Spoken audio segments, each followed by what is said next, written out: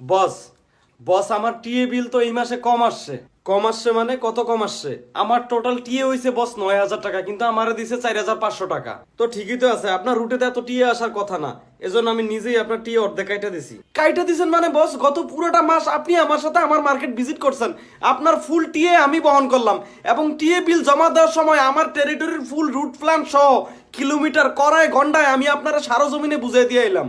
আপনি তখন আমারে বুঝাইছেন, ঠিক আছে, তখন আমি নিজেও বুঝছি, বাট পরে আমি এটা বুঝি নাই মানে হইলে এখন থেকে আপনি 4,500 টাকার বেশি টিএ পাবেন না। এটা কি কইতেছেন বস? বস আমি জয়েন করার সময় কোম্পানি আমার টিএ ধার্য করছে বস 10,000 টাকা। ওইটা সবারই করে, বাট আমার একটা দায়িত্ব আছে না। বাঙ্গির পুত, তুই আমার হকের টাকা মাইরা দিয়া দায়িত্ব তো চাস?